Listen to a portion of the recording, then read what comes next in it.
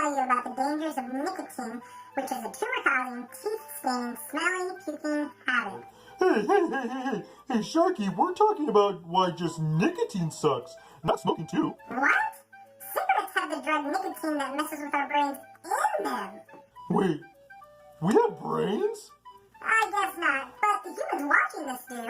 Well, cigarettes have nicotine, but everyone always talks about the bad parts of breathing in that trash fire smoke, but forget about the trash drug and all of it. Wait, you mean there are other ways of using nicotine that is bad for you besides just smoking tobacco? Vaping is probably the most popular, and they take it not realizing that it's poison.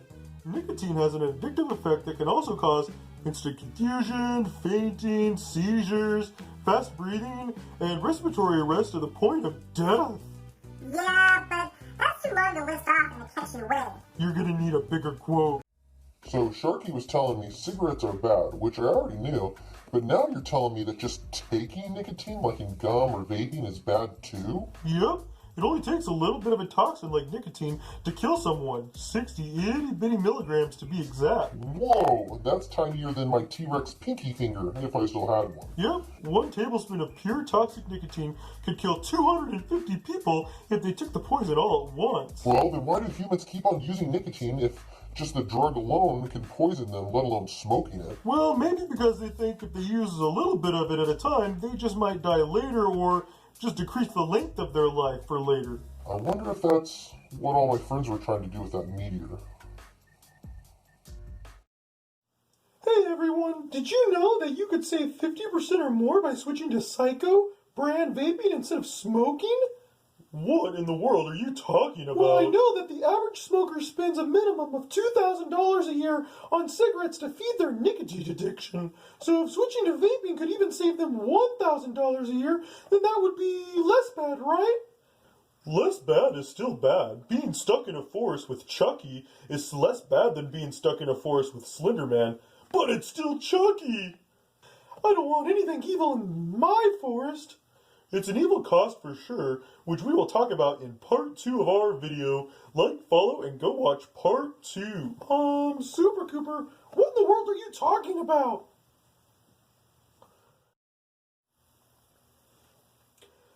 Welcome back to part 2 of the sneaky cost of a nicotine addiction, even so-called cheaper options like vaping too.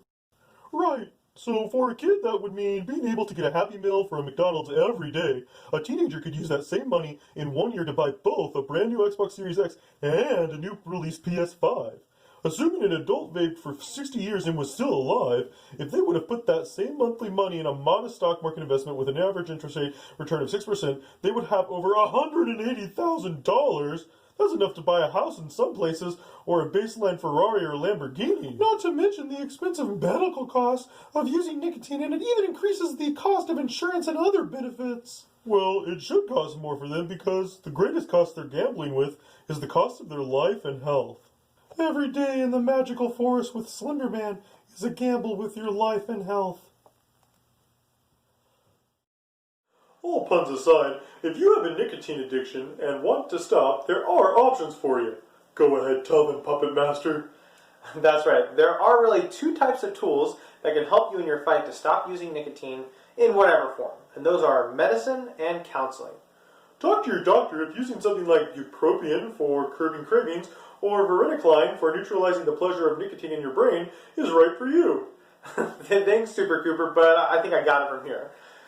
Counseling in an outpatient or inpatient program could be right for you, especially if you're concerned about the very unpleasant withdrawals. Many have found small doses of nicotine gum to be helpful in weaning off that addiction. Wait. Yes, nicotine gum can help, but for no longer than 3 months, unless you consult your doctor otherwise. How are you doing this? Who's the Puppet Master now, big man? Well, it looks like Super Cooper got free from my control, just like you can get free from the control of nicotine.